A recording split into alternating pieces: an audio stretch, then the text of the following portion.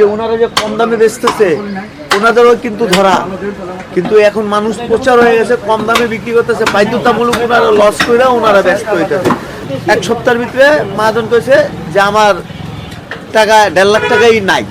আকরাম ভাই গরু কিনে ফেলে একটু বেশি দাম দিয়ে, মানে এটা আপনি কি ভুল কথা ভাই। কি বলবেন এই ব্যাপারে? না না, এটা ভুল কথা। তার টাকার ভান্ডার নাই যে উনি বাইর করবে আর চালাবে। গরু টরু পালি জানি, খাবারের যে দাম, খাদ্যর যে দাম, সেই হিসাবে তারা লস। এক সময় ব্যবসা করতাম, গরু খামার ছিল, যাত্রাবাড়ি আড়তে ছাগল দিতাম প্রতিদিন 50-60টা করে। যাতে অনেকে বলে যে আকরাম ভাই একটু কম সময় নিয়ে গরু কিনে, আবার একটু কম সময়ের ভিতরে গরু কিনা যায় না ভাই। অনেক যত 600 টাকা বেচতেছে, 595 টাকা বেচতেছে। সেখানে যান না কেন আসলে? মানে ওখানে তো অনেক কম দামে মাংস পাওয়া যায়। তো আসলে ওটা যে গোশ, ওর ভিতরে শুধু পানি। সুপ্রিয় দর্শক, আসসালামু আলাইকুম। কেমন আছেন সবাই? আশা করছি ভালো আছেন। দেশ এবং দেশের বাইরে যে যেখান থেকে আমার ভিডিওটি দেখছেন সবাইকে জানাচ্ছি আন্তরিক প্রীতি ও শুভেচ্ছা।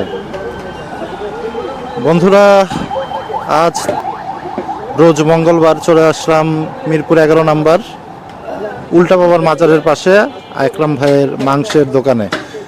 জানানোর চেষ্টা করবো আজকে আকরাম ভাইয়ের দোকানের বেচা বিক্রি। বন্ধুরা চলুন, না আকরাম ভাই যেহেতু শীতকাল এখন পর্যন্ত আসে নাই, দেখছি আমরা নাসিম ভাইকে, চলে যাই নাসিম ভাইয়ের কাছে। আসসালামু আলাইকুম নাসিম ভাই। ওয়ালাইকুম আসসালাম ওয়া রাহমাতুল্লাহ। কেমন আছেন ভাইজান? আলহামদুলিল্লাহ অনেক ভালো আছি ভাই। আল্লাহ পাক অনেক ভালো। ঠান্ডা কি লাগে নাকি? ঠান্ডা লাগে মানে এমন ঠান্ডা করেন না ভাই, দেখেন না এই যে কাইটা দিন, হাঁটিটা কাইটা দিন। এই যে দেখেন চাদর টাদর নিয়ে কিন্তু নাসিম ভাই আজকে পুরো রেডি। মানে কাজ করা যাইতেছে না ভাই, বুঝছেন? আর তারপরে এখানে তো খোলামেলা জায়গা, বাতাসও পড়তেছে, মনে হয় বৃষ্টি, দেখেন না বৃষ্টি হইতেছে। হ্যাঁ বৃষ্টি তো পড়তেছে এই রাস্তায় গুড়া গুড়া। 5:30টার দিকে উঠলাম ভাই। 5:30টায়? হ্যাঁ 5:30টার দিকে উঠেছি, উইটা মনে করেন আল্লাহর নাম নিয়ে কোথায়? বাসায় ওনার শরীর খুব ভালো না, আমি জানি। দেরি হতো। আকরাম ভাই এখনো আসে নাই? না উনি আসেনি। আসবে তো নাকি? হ্যাঁ আসবে আসবে, কালকে আসেনি। কালকে আসে নাই? যেই আজকে কয়টা করে হয়েছে নাসিম ভাই? আরে বলতে হবে না, আমরা নিজে না, ফালা দিই। হ্যাঁ ভাই, এখন আল্লাহর রহমতে ভাই একটা শুরু করছি, হ্যাঁ এখন আরো ফেলাবার চান্স আছে, আরো পড়বে চান্স আছে। আচ্ছা, কালকে বেচা বিক্রি কালকে আল্লাহর রহমতে বেচা কিনে ভালো হয়েছে। কালকে মনে করেন 2টা হয়েছে। 2টা হয়েছে। এই যে নাসিম ভাইয়ের কাটিংটা একটু দেখাই আমরা। সকাল সকাল কিন্তু ওজন কি মাপা হয়েছিল এটা? হ্যাঁ ওজন মাপা হয়েছিল। খান সাহেব কতটুকু হলো? এই যে এই যে এগুলো দেখেন, আপনার না বলার আগে কিন্তু আমি ফালা দিলাম। এটা কি রেওয়াজ না ভাই? রেওয়াজ। এই যে আঙ্কেল কিন্তু সকাল সকালই চলে আসছে মাংস সংগ্রহ করার জন্য। আমরা একটু কথা বলি আঙ্কেলের সাথে। আসসালামু আলাইকুম আঙ্কেল, কেমন আছেন? আলহামদুলিল্লাহ।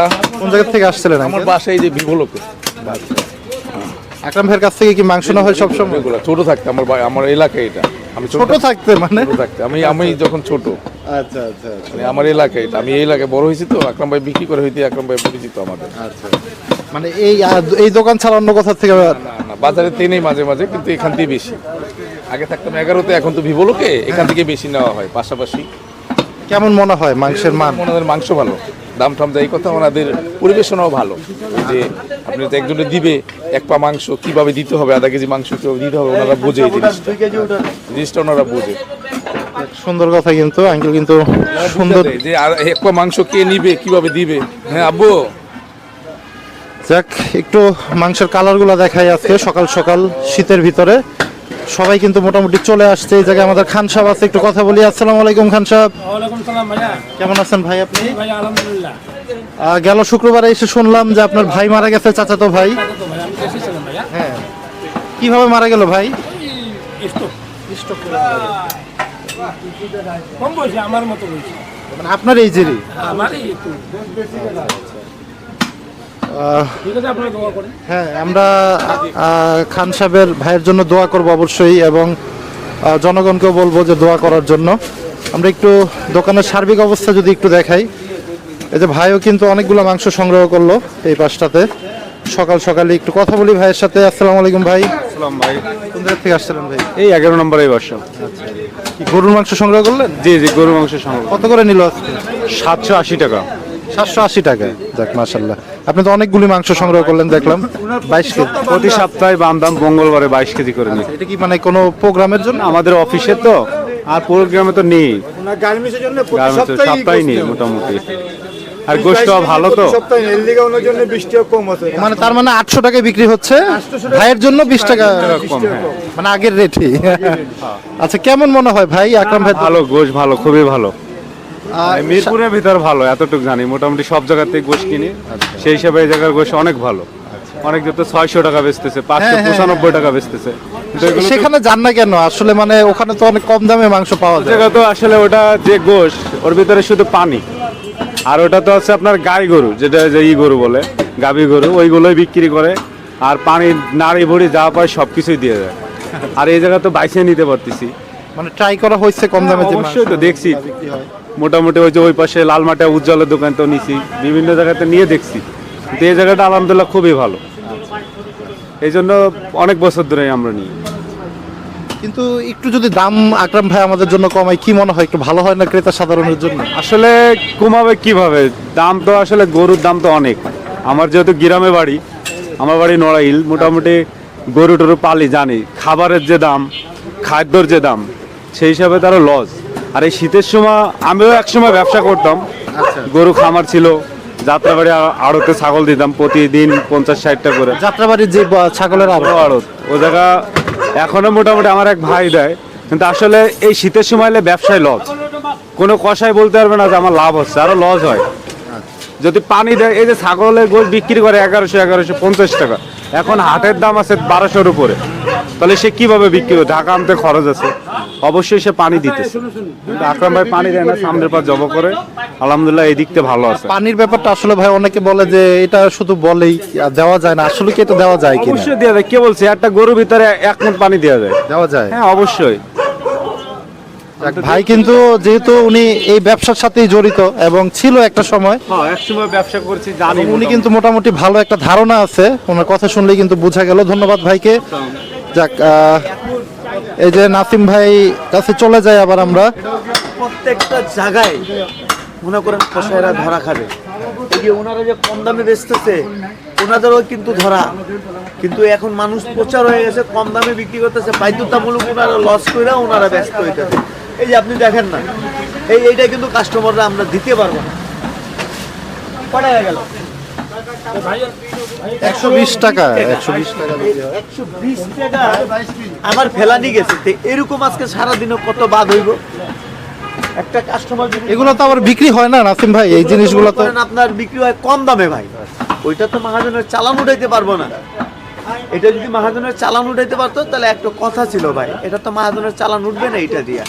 আর এইরকম মনে করেন যদি আমরা সব যদি কাস্টমারে এইভাবে দিয়ে দেবো, তাহলে কাস্টমার তো আর আমাদের দোকানে আসবে না। যেহেতু আপনার সামনে এখন একটা কাস্টমারকে আমি কিভাবে মাংসটা কাইটা দিলাম সেটা আপনি দেখছেন। আর এখন শীতের টাইম, আপনি ওজন ধরবেন আরেকটা, হয়ে যাবে আরেকটা। এখন আমরা দেখেন হাত পা গুছায় কিন্তু বসে আছে। আমরা মানুষ, আমরা কিন্তু মোটামুটি একটু, হ্যাঁ, কিন্তু পশু পাখি বলতে পারবে না ভাই। পশু পাখি তো এখন বলতে- মাংসের ইয়াটা মানে খুব বোঝাটা একটু কঠিন হয়ে যায় এই শীতের ভিতরে। যতক্ষণ পর্যন্ত শীত আছে, লাভ করা অনেক টাফ হয়ে যাবে ভাই। ভালো ভালো মাহাজনের মনে করেন বাসা থেকে টাকাটা ঢুকান লাগবে, কেন মাপ হারা যাবে তো। এই মাপটা ওনারা হাটে দিয়েও পারবে না ধরতে, ভালো ভালো মাহাজন ভাই। তো মনে করেন এখন বর্তমানে ব্যবসার ভিতরে লসই আছে ভাই। এই যে মাহাজন আপনার 1 সপ্তাহের ভিতরে মাহাজন কইছে যে আমার টাকা 1.5 লাখ টাকাই নাই। আকরাম ভাই, হ্যাঁ, তো মনে করেন শুক্রবারের থেকে 800 টাকা করে বেচা চালু করছে।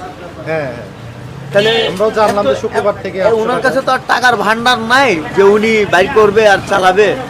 তো বাধ্যতামূলক এখন 20 টাকা করে আবার বাড়তি হইলো, 800 টাকা করে হইলো। এখন কি মোটামুটি আর- চালান কি একটু উঠে কিনা, মানে 20 টাকা করে বাড়ানোর পরেও? এক একটা গরুতে উড়ে এক একটা গরুতে মনে করেন পুরা বরাবর চলে আসে, তেমন লাভ হচ্ছে না। ওরকম লাভ হলে তো নাসিম ভাই অনেকে বলে যে আকরাম ভাই গরু কিনে ফেলে একটু বেশি দাম দিয়ে, মানে এটা আপনি কি এটা ভুল কথা ভাই। কি বলবেন এই ব্যাপারে? না না, এটা ভুল কথা। উনি বেশি দামে কিনে নেয়, উনি যদি ছাইরা দেয় তাহলে আরেকজনে নিয়ে নিবে। আর উনি জিনিসটি কেন আর উনি জিনিসটা তো কিনে ওইরকম বুঝেই না, দর্শকরা কিন্তু অনেকে বলে যে আকরাম ভাই একটু কম সময় নিয়ে গরু কিনে, না, আবার একটু কম সময়ের ভিতরে গরু কিনা যায় না ভাই।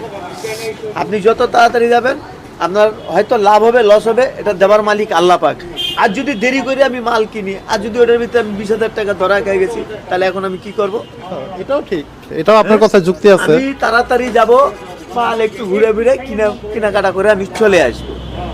দেবার মালিক তো আল্লাহ পাক। এটা ঠিক। আপনি বলতে পারবেন না যে এই গরুতে এত টাকা আপনি লাভ করতেই পারবেন। যদি নাই হয়ে যায় তাহলে কি করবেন বলেন? হ্যাঁ, এই যে এইগুলা গরু উনি ওখান থেকে মনে করেন 750-এর উপরে কিনা পড়ছে, পুরো ক্যারিং খরচ নিয়ে, পুরো খরচটা নিয়ে মনে করেন 750-এর উপরে পড়ছে।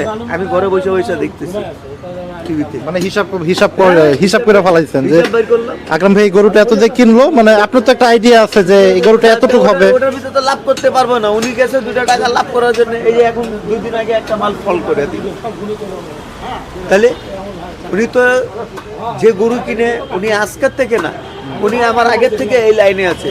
আর ওনার আল্লাহর রহমতে ভালোই অভিজ্ঞতা আছে যে উনি ঘুরে ফিরে মাল কিনতেছে, তারপর ওনার চয়েসও ভালো আছে। উনি যদি আপনার বাড়ি পুরুষও কাটে তো আপনাদেরকে বইলা দেয় যে সেদিন আমি বাড়ি পুরুষ কাটবো।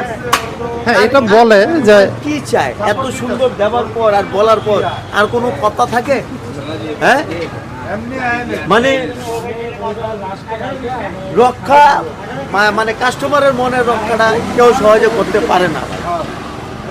কাস্টমাররা যতই ভালো দিবেন ওই আরো ভালো খুঁজবে, যত ভালো দিবেন আরো ভালো খুঁজবে। তাহলে তো মনে করে এরকম হয় না। ওই পাশে কিন্তু কাল্লু ভাই বসে বসে, কাল্লু ভাই কি অবস্থা, ভালো আছেন আপনি? আবার এই আল্লাহর রহমতে আকরাম ভাই আমাদেরকেও বলছে যে কাস্টমারে যখনও পারবা ভালো দিবে।